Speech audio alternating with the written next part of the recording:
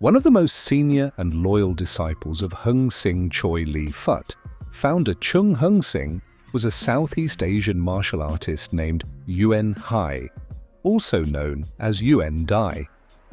While not much is known about his early life, Professor Zhu Liang described him as a rowdy young man who was heavily drawn to street life. As a teenager, he frequently found himself in trouble. One day, he got into a fight and severely injured his opponent. To avoid arrest, Yuen fled his homeland, leaving his family behind. After escaping his country, Yuen eventually arrived in the Chinese city of Fut San.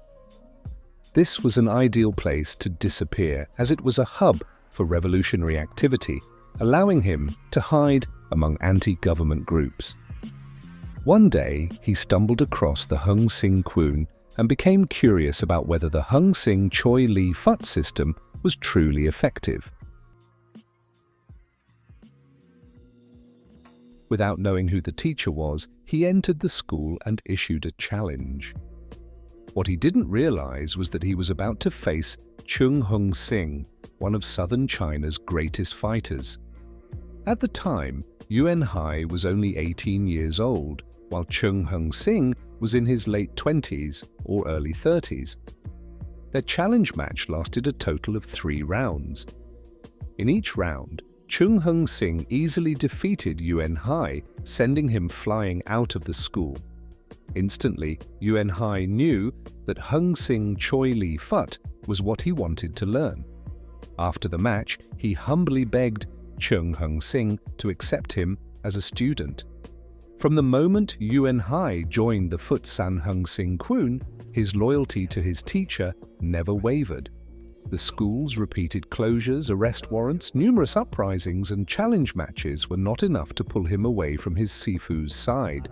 He was fortunate to witness the evolution of Hung Sing Choy Li Fut firsthand.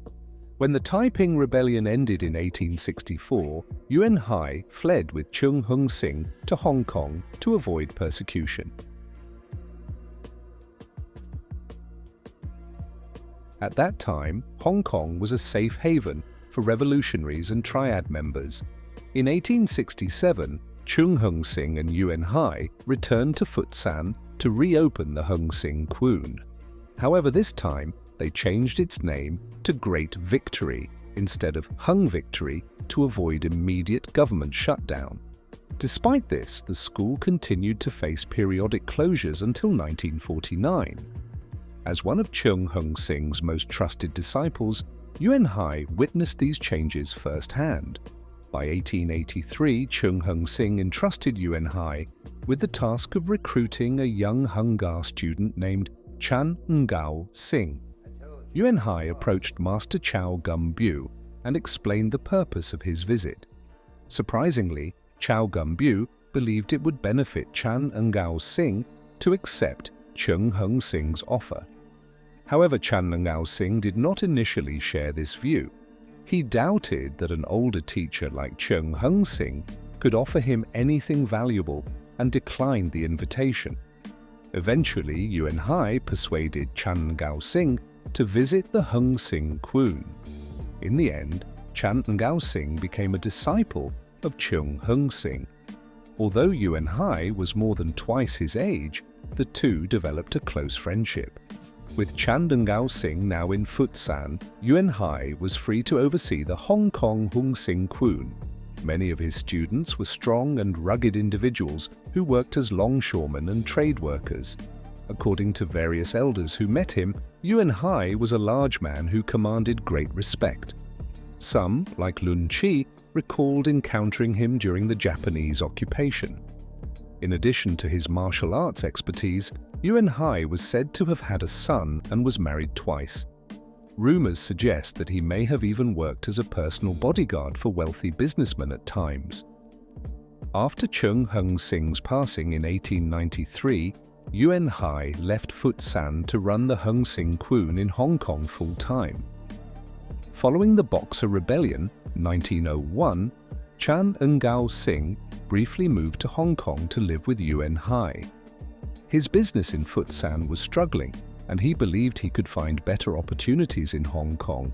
However, one day, the intoxicated Chan Ngao Sing witnessed a British police officer mistreating Chinese citizens and lost his temper. He had a deep hatred for foreigners who abused his people and assaulted the officer. This led to an arrest warrant being issued against him, forcing him to flee Hong Kong and return to Futshan, where he remained for the rest of his life. According to Professor Zhu Liang, Yuen Hai also encountered trouble sometime after Chan Ngao Sing's departure. One day, 4 kung fu masters surrounded him with the intent to harm him, possibly due to a bounty placed on his head. This was no ordinary challenge match. His life was at stake. Fortunately, Yuen Hai was armed with a pair of butterfly knives and was highly skilled in real-life combat. Following the Hung Sing commandment of never backing down from an enemy, he swiftly and decisively defeated his attackers. Being the target of aggression was usual for kung fu masters such as Yuen Hai and the secret society. Rival masters could have been trying to collect on that bounty, or maybe just wanted to eliminate the competition. This unfortunate incident experienced by Yuen Hai was surely going to attract the attention of the authorities. If he wanted to avoid prosecution, he needed to close down the Hong Kong Hung Sing Kwoon and retreat into China. Somewhere in Guangzhou was Yuen Hai's chosen destination to live out the rest of his life with his family. Eventually, he remarried to a woman whose name has been lost to time.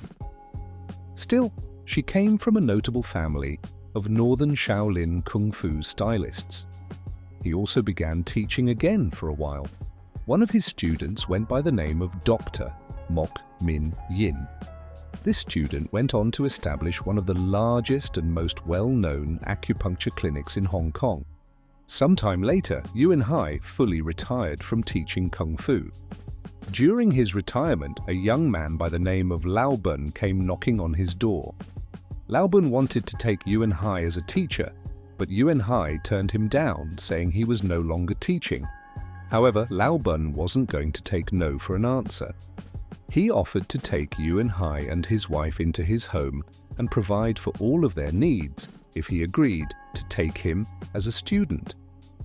Eventually, Yuen Hai gave in and agreed to Lao Bun's gracious offer, and together with his wife moved into Lao Bun's home in Toi San not long afterwards.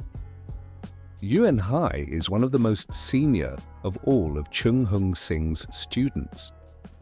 He would have taught Lao Bun the oldest material closest to the way Chung Hung Sing taught his system. Also, Yuen Hai passed on some of his Dit Da Jiao medicine recipes and other herbal remedies, including bone setting. He also taught Lao Bun the Chung Quen, Ping Quen, Cao Da Quen, and Sub Ji hand forms and a bunch of weapon forms.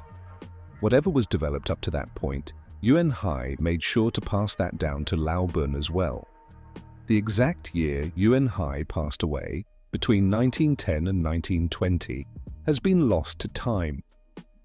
It was at this juncture that Yuen Hai's wife felt like repaying Lao Bun for all the kindness he showed to her and her husband by passing down a rare Northern Shaolin 5-animal form that was kept within her family. She had never taken a student, and Lao Bun had the honor of being her first one. Part of what made this form rare is because the northern 5 animals were tiger, deer, bear, monkey, and crane, while the southern 5 animals are dragon, tiger, panther, snake, and crane. The rarity of this form is extreme, as there isn't another form in existence closely related to this 5-animal form. The exact date of Simo Yuen's passing is also long forgotten. Still, their legacy will remain alive through Lao Bun as he left his home in Toi San and headed for America. With his Sisuk Chan Ngao Sing still in charge of the Futsan Hung Sing Kwoon, he became the first founder of Hung Sing Choy Li Fut on American soil. As the sole inheritor of Yuen Hai and Simo Yuen's Kung Fu, Lao Bun would become the first person to re-establish the Hung Sing Kwoon on the American continent. Today, Yuen Hai's lineage has seen the rise of its 6th and 7th generation of students, and still growing.